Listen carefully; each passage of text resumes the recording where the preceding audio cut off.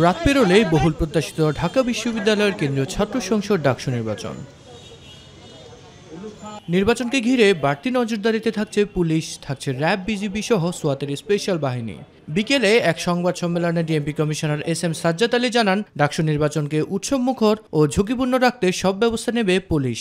আমাদের পাশাপাশি BGB, RAB এবং অন্যান্য নিরাপত্তা সংস্থা থেকে লোকজন নিয়োজিত থাকবে। নিরাপত্তার আশঙ্কা নেই এবং গত 7 দিন বা 10 দিন যাবৎ যে নিরাপত্তা ব্যবস্থা ছিল ভালো ছিল, আগামীকালও ভালো থাকবে।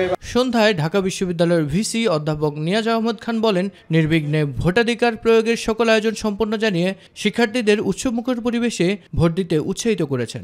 যিনি বিজিত হবেন এবং যিনি বিজয়ী হবেন, যিনি হারবেন এবং যিনি জিতবেন, তার প্রত্যেকে এই ঐতিহাসিক এই আয়োজনে এবং এই ঘটনায় বড় ভূমিকা আছে।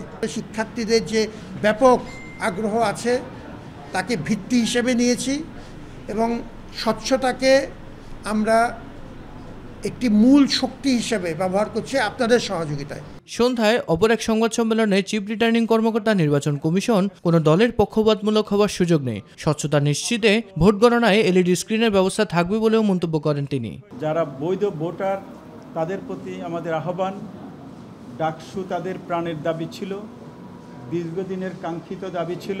আবাসিক অনাবাসিক সকল ছাত্রছাত্রীরা যাতে নির্ভয়ে এসে তাদের ভোট প্রদান করে, এই আহ্বান আমাদের থাকবে।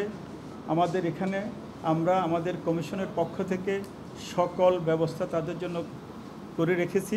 মিফতাহ গালিব, মাই টিভি, ঢাকা।